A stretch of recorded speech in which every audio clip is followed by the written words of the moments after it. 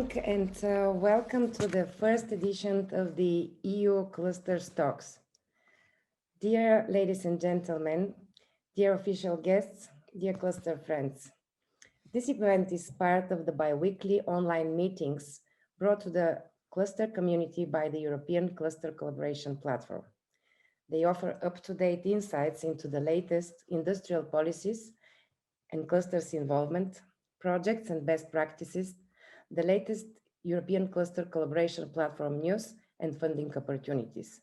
It will act as a space to exchange knowledge and discuss on clusters related topics, which will change with every meeting. Under the current geopolitical circumstances, some European supply chains and production lines are suffering disruptions or are at risk of suffering them in the very near future. Therefore, the European Cluster Collaboration Platform has opened different channels to pick up signals of disrupted supply chains from the ground in order to anticipate and find solutions. In this context, the European Cluster Collaboration Platform, on behalf of the European Commission DG GROW, organized this online meeting today themed European Supply Chains and Impact on Current Geopolitical Situation. The meeting will be an open discussion forum to understand what is happening on the ground and explore potential actions from the cluster community.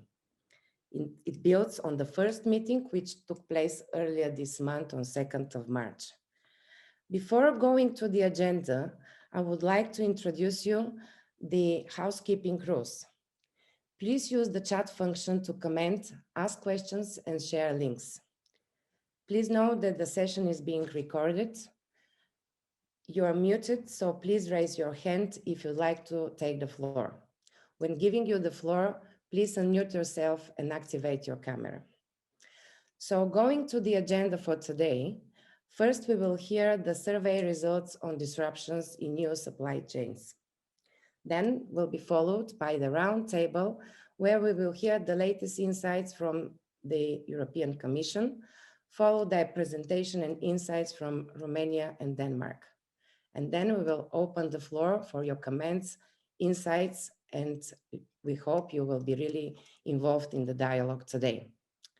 So now to start, I would like to give the floor to Nina Hoffman, the Project Manager of European Cluster Collaboration Platform, as well as Project Manager at European Cluster Alliance. Nina, the floor is yours. Thank you, Theodora, and a warm welcome to all the participants who have connected today.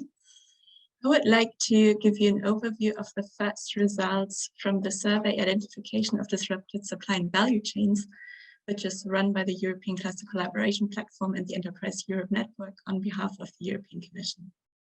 This survey was opened only 5 working days ago, so these are preliminary results after a first cutoff, and the survey will remain open and we will make cutoffs every 2 weeks to analyze the answers. So we encourage you to continue answering the survey in case you haven't done so, and to share it in your networks and with your colleagues.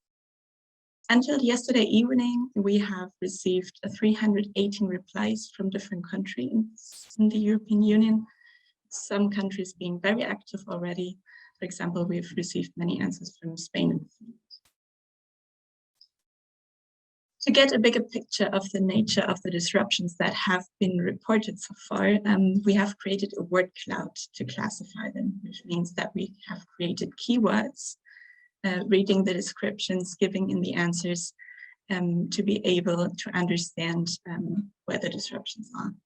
And we see from this first insight into the answers that we've received so far that raw materials, energy, and transport costs have been named very frequently in the description of the disruptions. We also find steel, fuel, delivery delays, sunflower oil, wood, logistics, electronic components, import limitations, gas or aluminium among most named disruptions. And we also see several mentions of payment difficulties, labor force, metals, iron, nickel, titanium, animal feeding, and fertilizers among those. And then you can also see the words that are written in smaller font they have been named occasionally, and we are sure that this picture will continue to stabilize with the more answers that we receive. With regards to the state of the supply chain disruptions, the answers that we have received so far show that inbound logistics are the most affected stage, with 203 answers until last night. And 225 say that there are problems with outbound logistics, and closely behind that with 124 answers is operations, and 115 stated disruptions in procurement. The rest of the stages that we have named here, from administrative and finance infrastructure, human resources, marketing and sales, research and development, as well as services, you can see the answers are between 20 and 50. So questions in the survey are about the criticality of the loss of the input and the loss of market. And some of the answers, 63 in total, already indicated a percentage of market loss that they estimate. So for the ones that say we have high market loss, they estimate their loss to be nearly 35%. Those that characterize them as medium estimate the market loss at 17%, and those at low, nearly 7.5% from the answers that we have received. And when putting the criticality of the loss of input and the loss of market into relation, we see that a majority, 97 answers, report that report a highly critical loss of input as well as a highly critical loss of market. And similarly, when the loss of input is said to be medium, the loss of market also is characterized as medium for 57 answers that we have received so far. And when the criticality of the loss is described as low, in 56 cases, the criticality of the loss of market is also low. This is a trend that we see when we filter across individual companies, but also according to associations or clusters. So the numbers there are quite similar. However, there are also a few entities. You see that in the table on the top left corner, 13 that say that they don't experience a significant loss of market or not loss at all, even though they have a high critical loss of input. This is quite interesting, and we need to take a closer look at those cases. But the assumption could be that these are entities that are more resilient, since they don't indicate a critical loss of market. Just to give one example, from an answer from a medium-sized company in Spain, which reports disruptions in inbound logistics, increases of prices for energy, increases of prices for material and components, and a lack of flat steel sheets in the market. But however, they say the market is Spain and the EU, so they don't experience direct impact so far unless there will be a general slowdown in the markets. As to give you an example. And what we have also had a look at the answers, whether there are any direct references to Russia problems with energy, which is about a third of the answers. And you see the numbers here in the screen. From the answers that indicate a high market loss, they estimate that their loss would be around 38%, which is a little bit more than the numbers we just saw below. Once they characterize it as medium, estimate a loss of 18% and 6% market loss if it is estimated as low.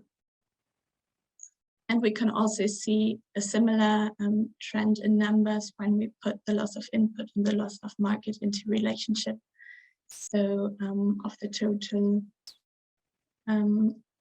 answers, 112 with a direct reference, we have 45 answers that report a highly critical loss of input and a highly critical loss of market, and the tendency going down with the numbers. But we also see here cases that we have highly medium characterized loss of input, but the loss of market is not so critical. So this will also be continue to be analyzed and to be followed.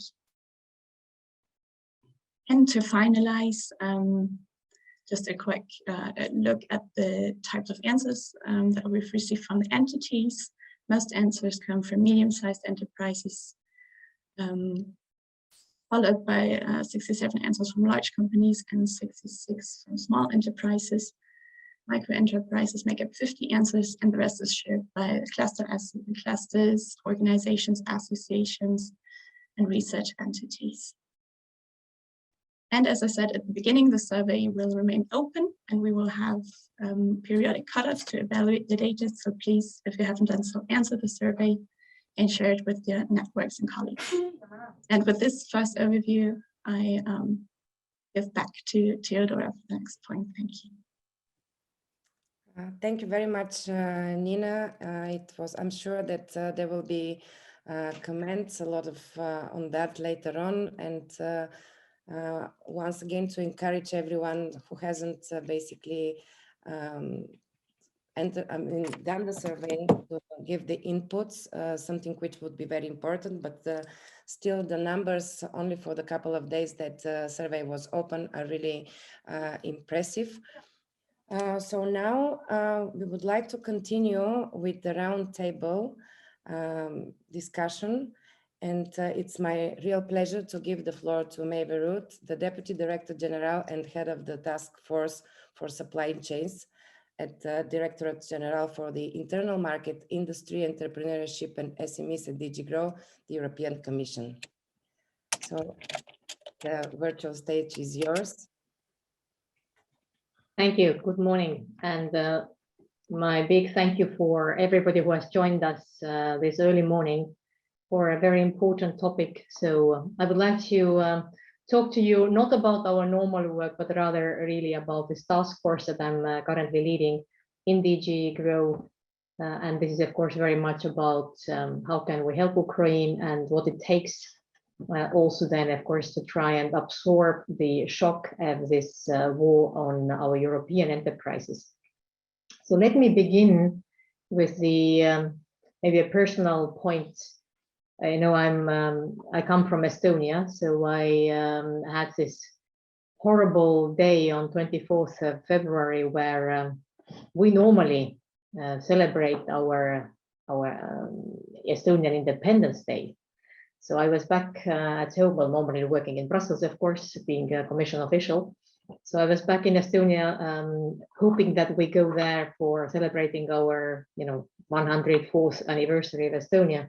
And this was the very day when the tanks started rolling over the border to Ukraine. So a very, very difficult day emotionally. And since then, has been quite a tough time to really see what's happening there and to see then what can we do to help Ukraine, but also really to stop this war machine. You know, the Commission has put forward several packages of sanctions. So, of course, also in our own task force, one of the first things is to see what can we do more. And you have seen there have been really some remarkable decisions taken, but nevertheless, unfortunately, the war is still going on. So we still look into what sanctions more can one do, and this is of course a matter of political discussions and debates. But part of the work we do in the task force is also dedicated to this, basically destabilizing Russia and trying to stop the war machine. And in this regard, I want to also say that we have looked into the membership of Enterprise Europe Network, and I think our cluster similarly, to make sure that in the Enterprise Europe Network, we no longer have members from Russia or Belarus. And similarly, Commission is screening through various other, let's say, organizations, or not organizations not necessarily, but rather associations which we have and expert groups, to make sure that we are no longer collaborating with an aggressor. Then maybe I go the other way around. I will actually talk first about these disruptions, which you already presented also from the survey that currently is run. And then I really want to zoom into how we help Ukraine and what more can we do. But let me then first maybe say that the attention is also very much on trying to understand what is really happening, because it's such an extraordinary situation and it's not something that one can read from any textbook. So we have been searching for information from the ground, and there also your feedback through the clusters has been very helpful. But similarly, of course, our economists are looking into databases, what we see from the border and the tax declarations and so on. So this has helped us to generate some understanding how these disruptions are happening. And basically one can see currently, I would say, about 4 or 5 kind of vectors how the supply chains are getting impacted. Well, first of all, of course, sanctions, and thanks God, they at least have impact. So the sanctions themselves, of course, have impacts, but also similarly, Russia has some counter sanctions. So all of this, of course, disturbs normal functioning of the economy. We, of course, also see the war itself having impacts in Ukraine. Certainly, there are important also industries in the regions where currently they are under the war conditions, and of course they cannot continue working as normal.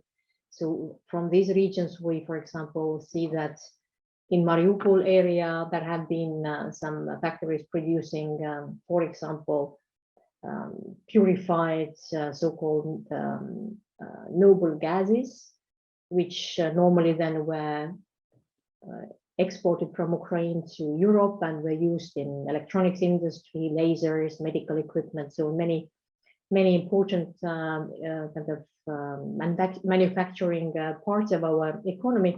But of course, this now is no longer an easy business.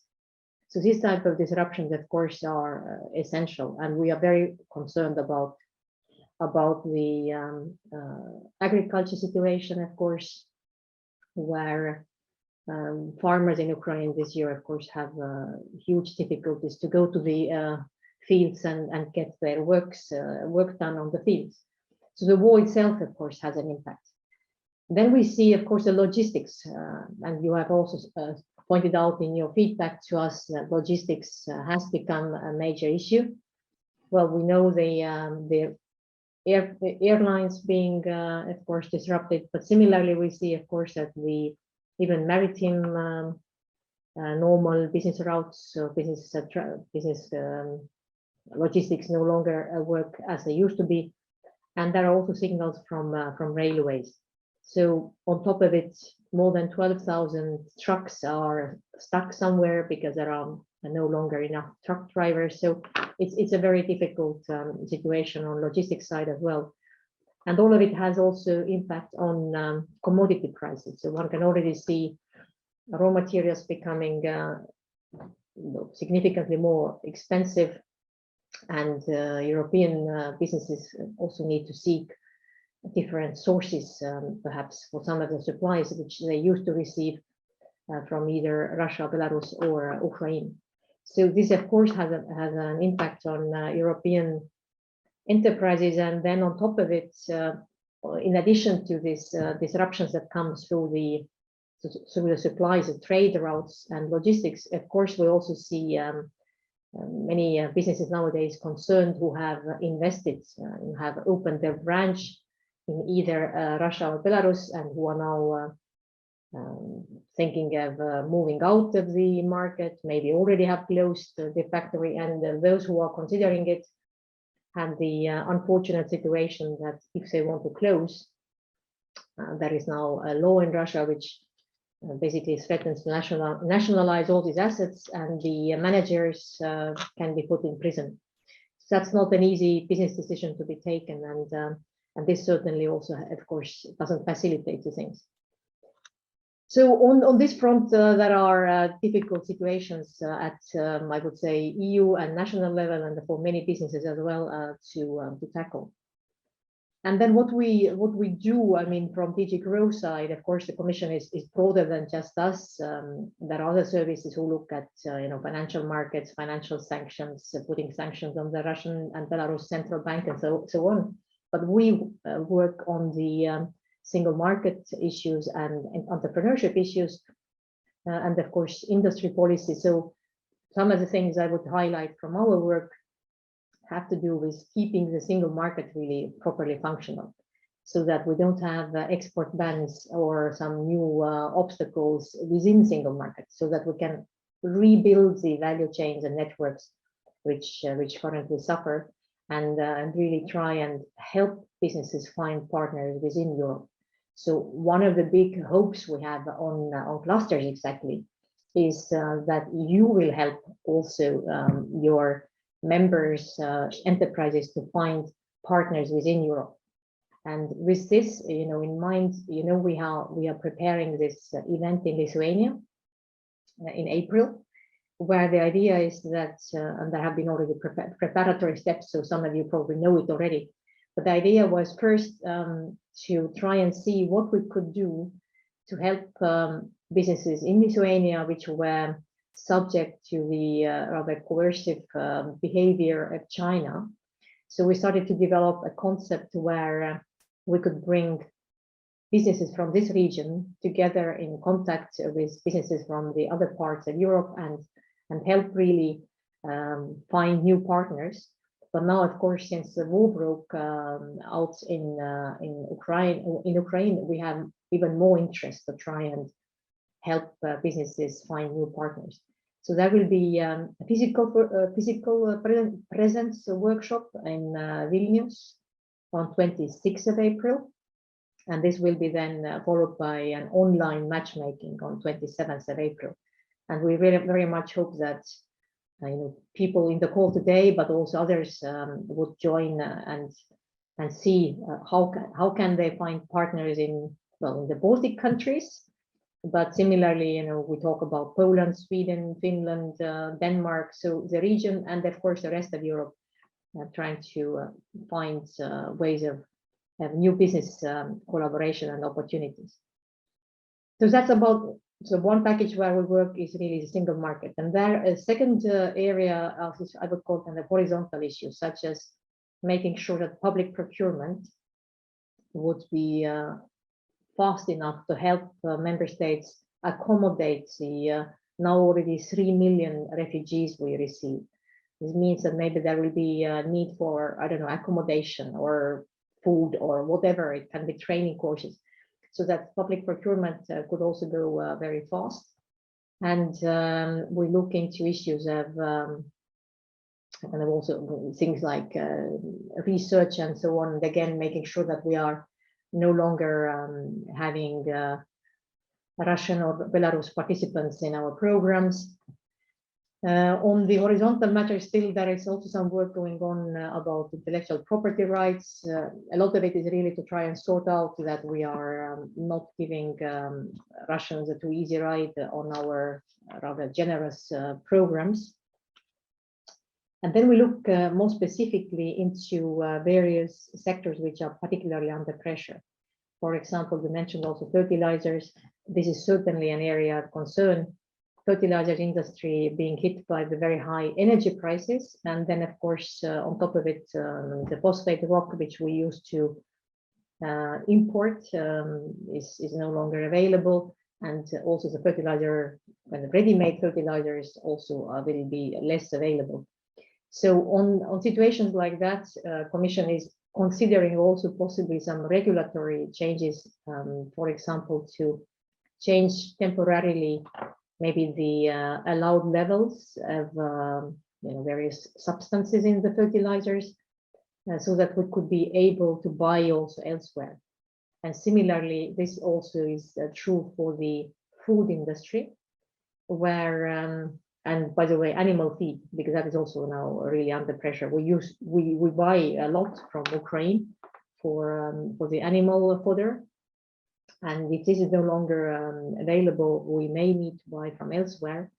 And this then of course means that we should also look what it is and possibly some existing regulation will need to be opened up to allow us diversify the sources. Then, of course, a very specific issue that is in everybody's mind nowadays is how can we very rapidly reduce reliance on Russian gas. And unfortunately, Europe is quite dependent on the Russian gas supplies.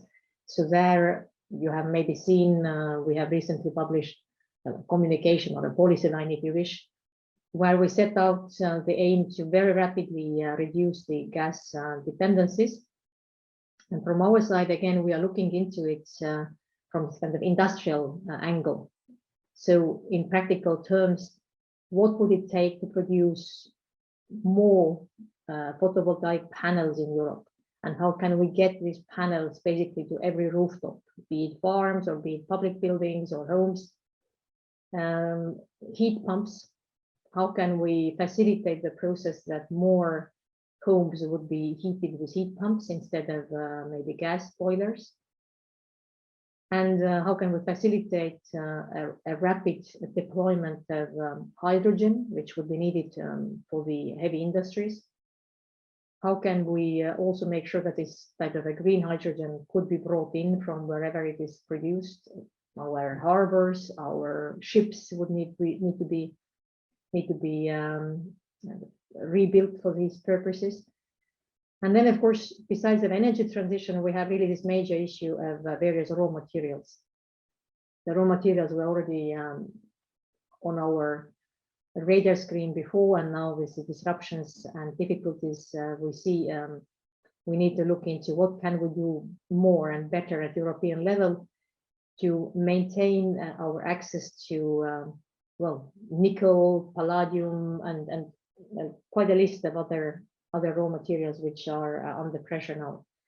And temporarily, even I would mention wood. So forest-based industries need to really see what can be done.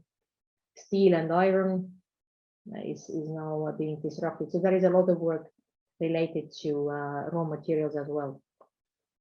So this is kind of the type of work where we look into how can we absorb these disruptions and facilitate finding the new partners. State aid frameworks are being revised, which allow member states to also, in a dedicated manner, to help the businesses. So there is a lot going on this front. But today, I particularly want to bring to your attention the work we have launched and things that we are still working on to help Ukraine, because this, I think, is really something where the clusters can make a big difference. And I want to bring to you a couple of points to this regard. I already mentioned that, of course, the number of Ukrainian refugees is growing by day. People have, we see them arriving in various member states, and one of the decisions taken was to allow the Ukrainian refugees to go and start working wherever they find this new accommodation and places to stay, to go to the labor market as soon as possible. But of course, this also means that people would need to find, if they want to find a job, they need to be able to present in what their qualifications and skills are. So one of the things we do is and we are currently working on a kind of a rapid measure to try and help member states recognize the professional qualifications of these people. And normally this is a process that takes time, and one has to have papers and so on. So we look into what can we do to try and facilitate this process so that people from the refugees from Ukraine could get jobs. And I have with me actually an offer, which I thought I'll tell you, but we don't have the answer yet. We have namely some large companies who have said they would particularly be interested in recruiting refugees. And I thought I'd mention it here because maybe some of you have good ideas how to facilitate the process, and you may yourselves have jobs which you can offer. So this, I believe, is really crucial so that people who arrive can, very soon already start building at least some life again, and try to normalize their their families and homes wherever they arrive finally. And then I think particularly for this meeting today, the cluster to cluster work that we have now initiated to help Ukraine. This for me is, I would say, even maybe the main purpose of the meeting today. And I would like to say that apparently there are quite a number of also larger businesses who are not necessarily part of our networks. And of course, those of you who are part of our networks who would like to help the Ukrainian enterprises and Ukrainian people. So one of my messages today is I understand that we need to make it work. What we see currently is, of course, that there are the overall like humanitarian crisis response is organized at higher level.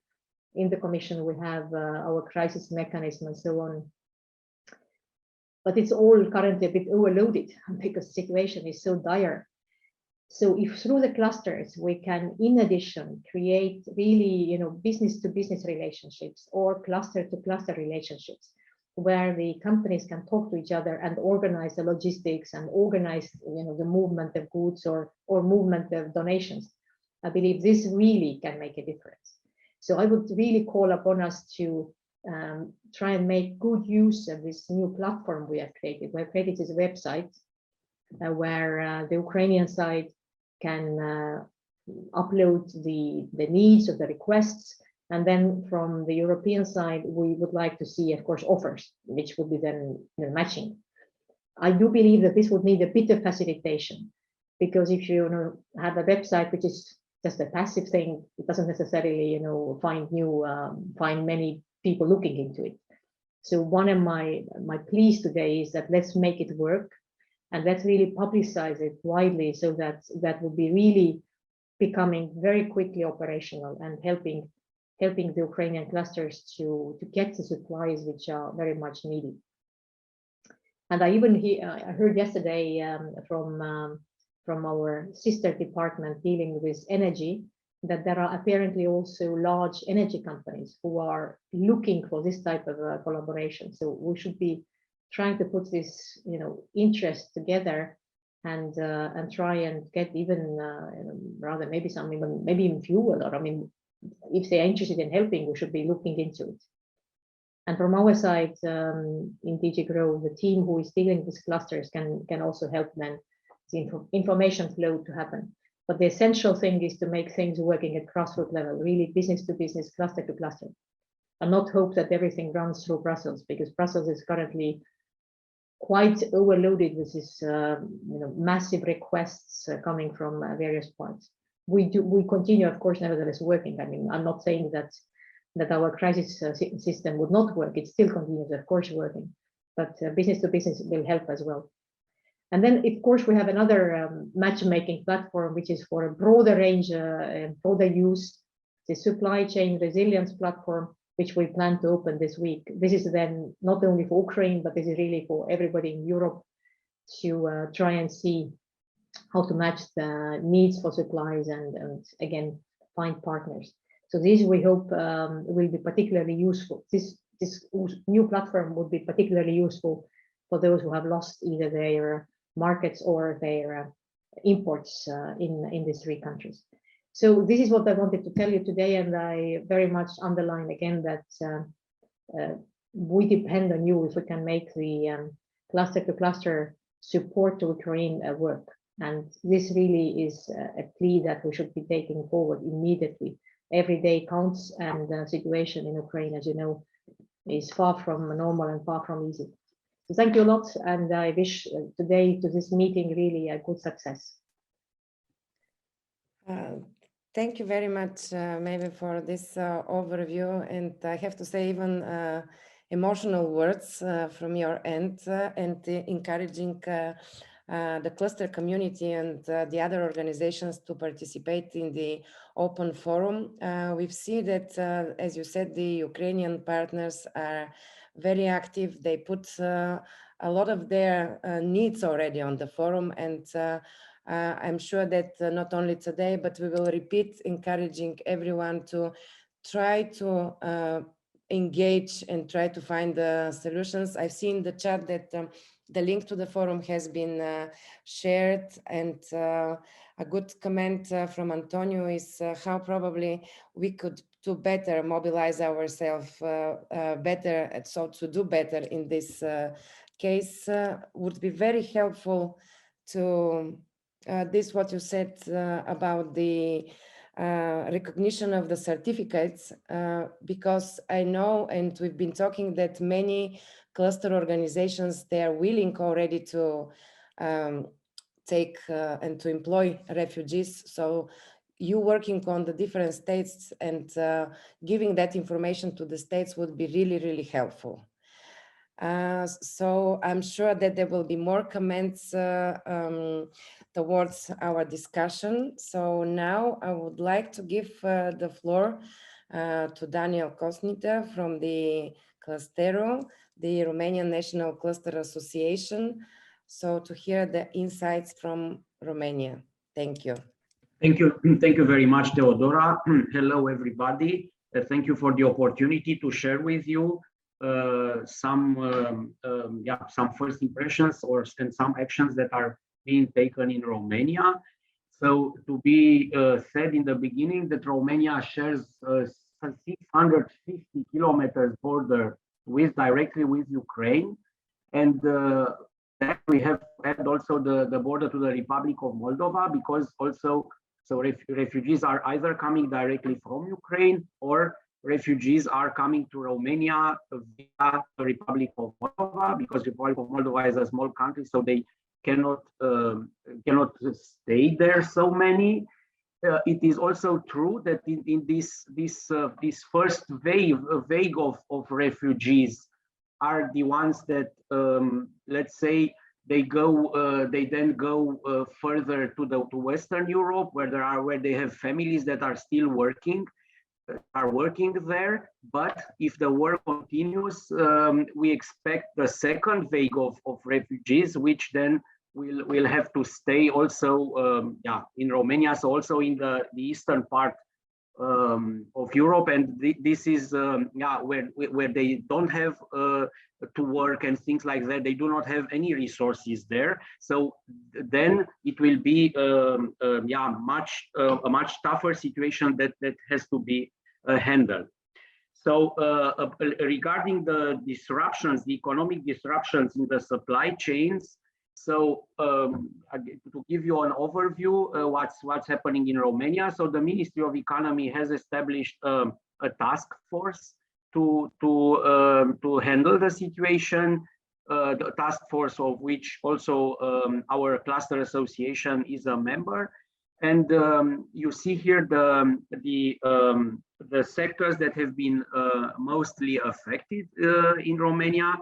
So we talk about the automotive sector concerning both import and exports. Concerning import, it's the import of components that are produced in Ukraine mainly, and of course the export of cars towards Ukraine and towards Russia. Wooden furniture is another sector that is being affected. Both in imports, where so lots of logs and timber have been imported from Ukraine and from Russia, and also Russia was a traditional export market for massive furniture, which is produced in Romania. The metal processing industry that has been mentioned here is because of the rise in costs of the raw materials, especially scrap metal. We are assisting now the situation that the price has increased very, very much because Russia was a main exporter, and in addition to that, Turkey is buying now, regardless of the price. So, and this raises also the cost of the scrap metal, and also the energy costs which raise not only because of the war, but this is something that we have experienced in the last period. This is why I bolded it, because this is a general the problem for all the industrial sectors, and also the construction sector has been affected. This is more a secondary effect. It's an effect along the supply chain, and yeah, because of the increase in metal and the price, and so for example, the reinforced concrete price has raised by 50% since the war started. So here in Romania, so this is huge. What the requirements would be? Of course, the industry has made requirements at national level, but also expressed in this task force also requirements that the Romanian ministry should pass also to the European Commission. So at national level, measures that have been taken in the pandemic should be prolonged. For example, the 𝗺𝗲𝗂𝗀𝗀𝗁, which the model with the German 𝗺𝗲𝗂𝗀𝗀𝗁 model, which has been taken also over by Romania, should be prolonged. 𝗺𝗲𝗂𝗀𝗀𝗁 meaning that enterprises which are affected by the crisis can reduce the working hours of an employee, and the difference to the 8 hours or a part of it is being taken over by the state. And I think this will be adopted. And of course, concerning the energy prices, the possibility of that the energy producer make direct contacts with the companies and not sell at the market price, because the market price is the highest price, is the price of the energy produced, for example, by carbon, and not by coal, and not by water. Yeah, so these are requirements at national level, and at European level. Yeah, the requirement is that the European Commission loosen a little bit the decarbonization requirements, or the pace, yeah, of the decarbonization, because it is a situation of crisis, and yeah, so the companies are suffering now, especially from in terms of the energy costs. At the level of our association, so the National Cluster Association, so in the times of pandemic, so we had an internal forum, not only for our members, but also many others, like regional development agencies and other actors, economic actors, have joined our discussion forum. So these clusters against COVID, as it was called, is turned now into clusters for Ukraine forum. And of course, we are supporting, so the Ministry of Economy in on one hand, from the economic point of view, on one hand, to see what measures can be taken in order to improve the situation, but also our clusters have been involved in this first phase, so to say, in more humanitarian action. So we have, and all these initiatives that have been active also in the times of pandemic. For example, we have the cluster consortium in northern Transylvania, in Cluj, which are supporting. So they are financially and also with goods that are needed over the border. And then we have two health clusters, 𝗺𝗲𝗃 and 𝗰𝗂𝘂𝘀, which yeah, support in terms of that the members of the cluster of 𝗺𝗃, they assure medical assistance, free medical assistance to the refugees, and also 𝗰𝗂𝘂𝘀 through a larger civic initiatives in the northeast of the country, because they are located there, so where the border is, they are offering accommodation support, so and all kind, also medical support to the refugees. So this is the situation. Yeah, if I may add a general remark, I think that again this crisis shows the importance of better integrating the companies, European companies, along the supply and along the value chains, in terms of domestic meaning European value chains. For us, for Romania, we have had already a problem that our companies are located so in the middle of the value chain, mainly in production, so where the added value is the lowest. But this is a problem of Romania, and I would dare say of Eastern Europe. But at European level, we need more integration in the supply chain, because we see when these kind of disruptions appear, then yeah, it is like a little bit like firefighting. So like firefighting, and yeah. So this is more a long-term comment from our side. So thank you very much for giving me the opportunity to present, and I look forward to your questions. And of course, the Romanian Cluster Association is strongly involved in supporting both Ukrainian refugees by whatever means we can, but also to support this support to the Romanian European companies in this situation. Thank you very much. Thank you, Daniel, for the overview.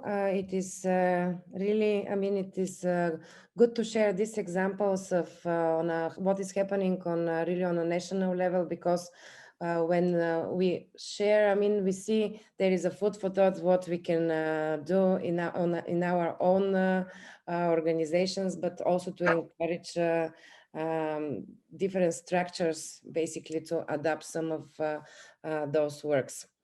I will give now the floor to Suzanne Baden-Jorgensen from, she's the Senior International Manager at Food and Bio Cluster Denmark, as well as member of the cluster group of the Enterprise European Network. And in the meantime, please do share your comments and questions in the chat so we can have the discussion after the presentation. Suzanne, the floor is yours. Thank you very much for giving me this opportunity to give the perspective of the situation in Denmark and a little bit about what we're doing in the Enterprise Europe Network, which my host organization is a partner in.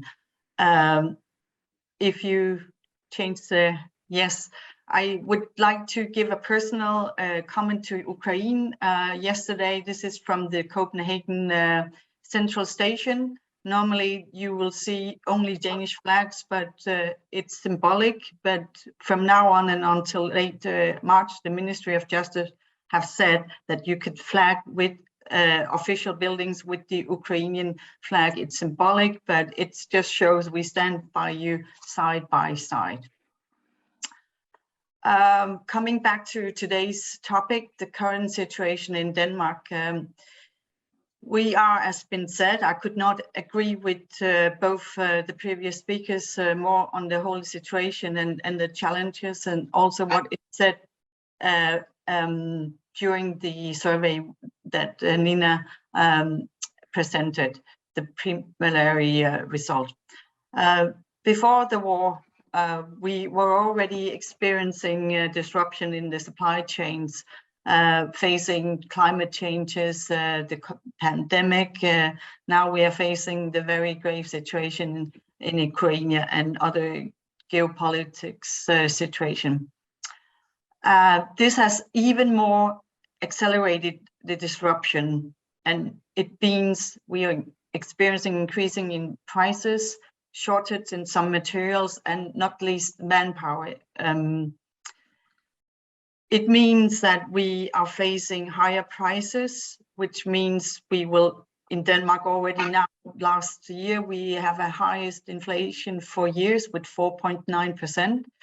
The highest price index since 1985 has shown just 6%, with an increase of 6.6% just last year. And what does that mean for the sectors? these are sectors that are most hit by the situation. Of course, everybody is very worried about the gas situation. Many companies are dependent on the gas supply from Russia. However, the green transition has been very high on the agenda in Denmark, and especially also in our cluster, because we are dealing with the bio is for biomass. How can you create energies and heating solution from biomass? Also, companies are relying on only gas for their management and production. And what do? It seems that we cannot get out quick enough of the contract with Russia, but we will still be depending, as it says, until 2030. There will be more wind power. I think we are one of the leading countries in the world with wind power. There will be more wind power. And of course, we will look into using agro-biomass. In May, we're already organizing a webinar and matchmaking concerning how to bring value to agro-biomass. I can send you the link later. Transport, I think everybody have experienced the increase in transport cost, both on the logistic side. There's a lack of drivers. I noted that in Europe, they are missing 400,000 drivers. And with the transportation on the seaside is also very much disrupting the supply chain. And if you go to food, which is one of our cluster's main topic and the focus area, we see huge increases in the raw material, lack of it, ingredients. And as you know, Russia and Ukraine together are, I think, the third world largest exporter of wheat. And that, of course, increases the price of flour that is used for bread, and I could go on. But an example from our member is that they're producing honey, got the most honey from Ukraine. This is impossible now. They're short of supply, so we match them up, or at least they're looking at a supplier from Lithuania. So this is what we can do in order to enhance the cooperation in Europe. Wooden, it's also been mentioned for packaging, for instance, and also wood pallets. The wood often come from Belarus and then will be manufactured in Ukraine, and then now there's a supply shortage and work shortage. So the situation is grave. As for Russia, if you could say in the food still, the Carlsberg, the big brewery company, has closed down the factories, but has still one factory open, a Russian owned. So it's very worrying what's going on. Will they nationalize the companies and what to do? So there's a lot of investment. We do not export a lot to Russia, but there's a lot of investment, and many companies have closed down their factories and their shops. When it comes to construction, there's a huge lack of building material. I know some municipalities have had to have the renovation and building of new buildings at a standstill because the building materials prices have gone up enormously. Cybersecurity is also something that is being scrutinized now. You have to have better and more improved cybersecurity. The war is not only on ground, it's also in cybersecurity. And military, I know, is a bit out of our league, but in Denmark, we are now going to a referendum to vote on the 3 conditional amendments we had in the Maastricht district agreement. And the budget, the NATO, is that each country has to use 2% of the national BNP. It will be increased, so there will be a lot of companies in the future also having to produce military equipment. So this is very important, and it is very much in, people are also on the end user side, people are turning down the heat, they are freezing a little bit at the moment, still cold in Denmark. People are looking at public transportation more than just using your car for the heating pumps. People are looking to change from gas to heating pumps, but the wait is up to 6 months.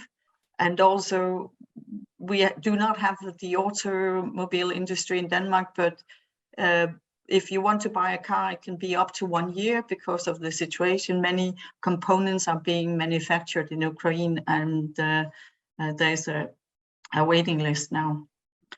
The next step, I would say, of course, that Denmark, the ministry has, with the pandemic, introduced helping aid packages for small and medium-sized companies, and also they have implemented local initiative, sort of 7 powerhouse initiatives, project, if you may, including clusters and municipalities and many large companies, in order to become more self-sufficient in many of the key areas, if possible, and find new solutions, new technologies, new services, new products. So that's it for Denmark. As you also was mentioned, I've been in the Enterprise Europe network since the start, and I think the key word is right now stronger together. All the possible projects or networks and agencies in the union should work closer together, and there should be more synergies and more collaboration. We, from the Enterprise Europe Network, we collaborate with the European Cluster Collaboration Platform. We send out, disseminated the survey. We also, with the Ukraine platform, help to cluster helping Ukraine companies and the situation, humanitarian situation also. And as also earlier was mentioned, we are just about to launch this platform, the Supply Chain Resilient Platform. This is for companies to find the supply and the solution for the situation, and that's the broadest perspective. And well, as we speak, it's being retuned or fine-tuned, so it can be launched later this week. And we will be working on it persistently in order to help SMEs. I think I would end by saying that we live in super extraordinary times. Hopefully, we will be working and looking at more collaboration. Don't let this war accelerate the situation in all aspects. I would end with the famous word from Mrs. Merkel, "Wir schaffen das." Thank you. Thank you very much, Suzanne, for these insights from Enterprise European Network and, of course, the Denmark. We have, it's time for the open dialogue.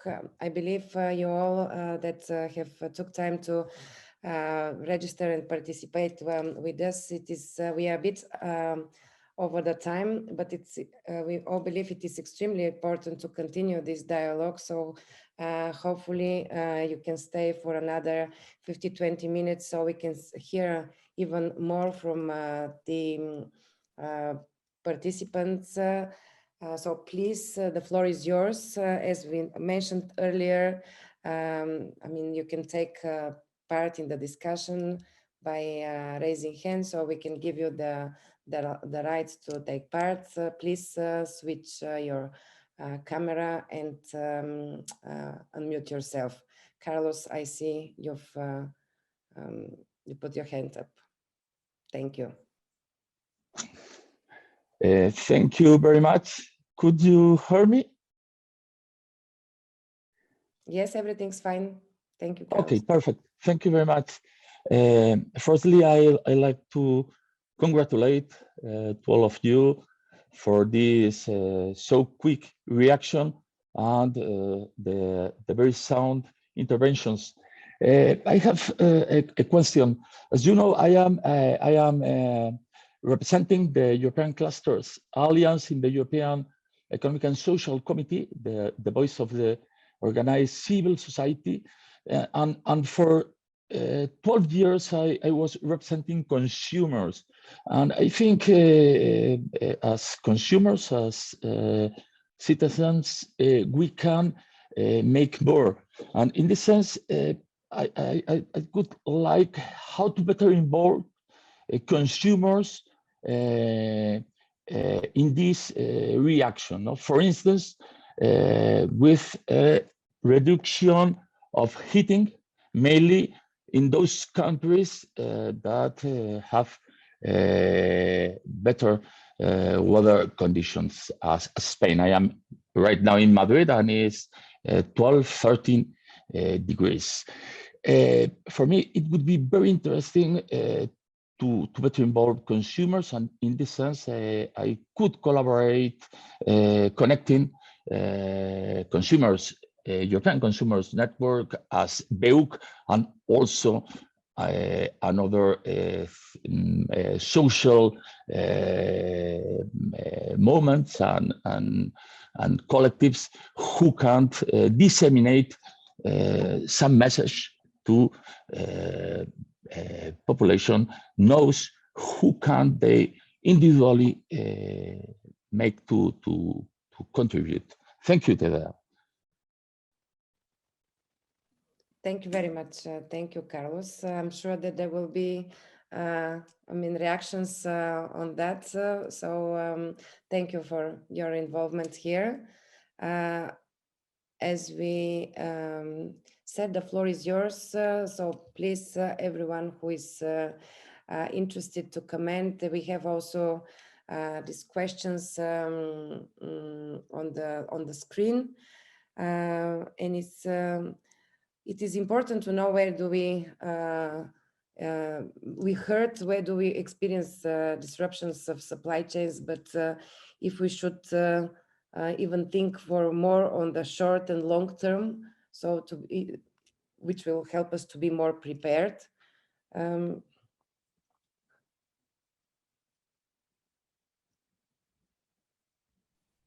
As it is also written, you can share the questions in the chat. It's also an opportunity for the rest of the group to be able to take part. I see, Anke, we have... Yes. First of all, thanks for inviting us to this meeting.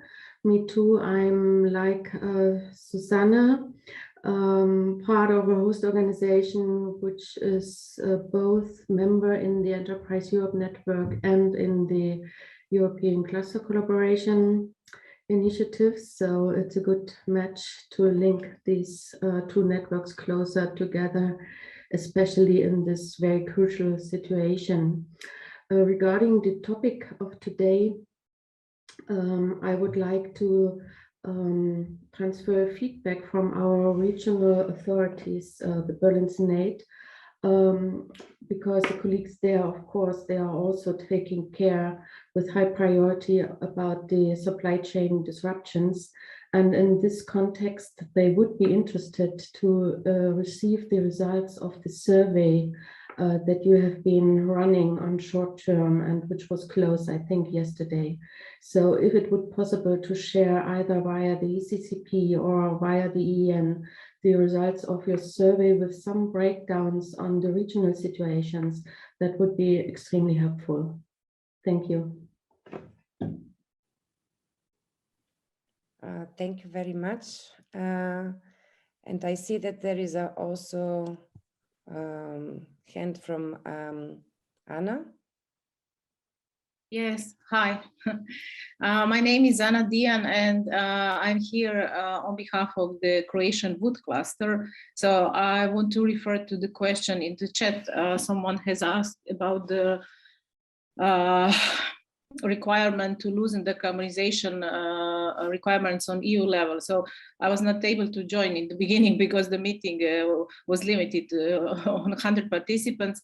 And I don't know who has said this, but this is surely one challenge when we speak in terms of the timber construction, because now with these disruptions that occurred lately due to the Ukraine crisis, but also before with the COVID, we will just not be able to focus on these requirements because we will just won't have enough wood for all these requirements. And this is surely one challenge for the future, also for the Commission, for the Parliament, and all the mitigation measures they will have to come up with in the upcoming period. And sure, this has to be very fast because companies cannot be closed and wait for the resources. It's the show must go on to simplify the situation. So lots of challenges in front of the European industries. Yes, thank you. Thank you. Yes, it's a good remark, especially, I mean, from everything what we heard so far, we see that the wood appears to be already it's mentioning in the different across Europe, and also this is affecting a lot the construction. So the measures needs to be taken quite soon, as you said. I see that Nina has posted the link to the survey in the chat. It will be open. So it's open. So please share your answers. You can still do. You can answer in the chat. Not in the chat. To fill the survey. Susanna, maybe you would like to comment? Yes. Yeah, it's only we are facing grave challenges, but on the short term, I just think we have seen the tip of the iceberg, and for now, the supply chain, we have to look and find other suppliers if possible, and this is where we come together in our different initiatives. And on the long term, this is where the green transition, digitalization, also robots, all the technologies that can help us improve the supply chains. We will need to have a closer and longer term strategy for this. And I think it's already being implemented. We just need to speed up and put the foot on the accelerator. And I think we are aware of that now more than ever.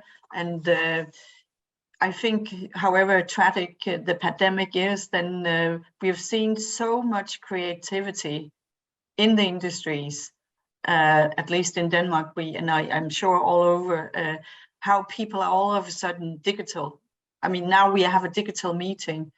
Also, you would never meet a customer online, but now you do. And I had meetings with people from Mexico, Canada. I never met them, but let's just have a Teams meeting. So I'm just thinking everybody is very ready to change, to face the new challenges. And I think if we think creative, I know we can't just plant a tree and then in a minute then we'll have new wood, but creative thinking, other materials that replace maybe.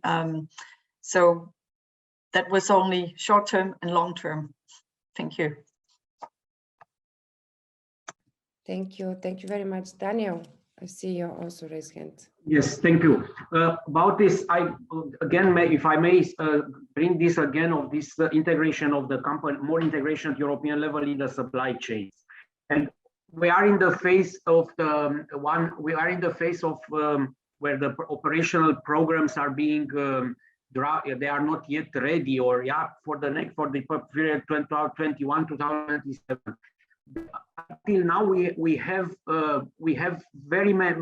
many projects that foster cooperation between us, in Horizon Europe, with the Enterprise Europe network, with European collaboration platform, with Interreg projects. But okay, and this should be continued. But what is missing, and also this is a discussion also in the EU Industrial Forum.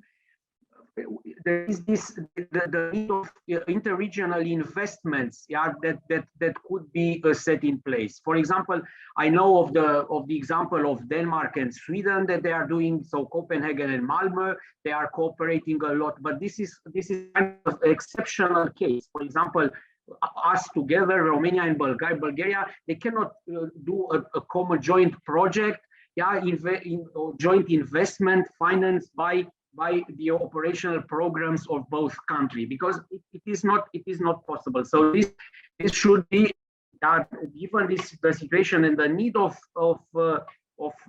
integrating the companies in regional supply chains and at European level. I think this is a matter of debate, and I think a solution could be found in this respect.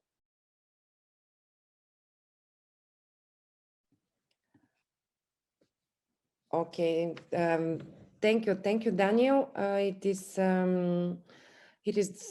for sure that there is more to be said, and because it is extremely, let's say, critical issue and matter that we are discussing today. So we can even continue this conversation on the next edition of the EU clusters talks, which is in 2 weeks' time. So in the meantime, there will be like a part 2. So in the meantime, we can think for how more concretely we can work between the different clusters and organizations, how we can motivate our networks, so in order to be more efficient.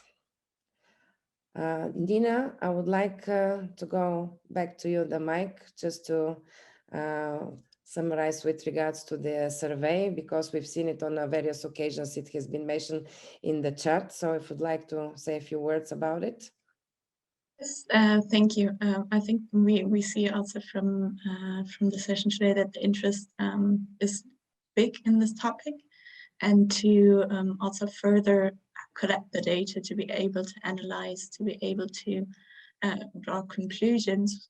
We encourage you to continue answering the survey, so that if we organize a new session in 2 weeks on this topic, to have even more data and to have more answers and to have new insights. So we encourage you to continue doing that. Thank you. And last but not least, what has been mentioned on a few occasions today, it's about EU Cluster Support Forum. Please be active. I mean, our colleagues from Ukraine has been really dedicated a lot of time, and they're working all the time to report about the specific needs, but we need to be very active to respond, to see how we can be efficient, where we can help with the logistics and with the different offers. So please be active and provide all the information possible. There will be information, as we said, for the next meeting in 2 weeks' time. And please, as it was mentioned as well earlier today, save the date for the Clusters Meet Region matchmaking event in Vilnius, Lithuania on the 26th and 22nd of April. Information will be sent over the emails, as well as will be published on the European Cluster Collaboration Platform. So I would like to thank everyone for the participation today. All the questions are opened. Please register if you haven't done so far on the European Cluster Collaboration Platform. Please be active on the forum, and we are always open for suggestions. Thank you very much. Bye-bye.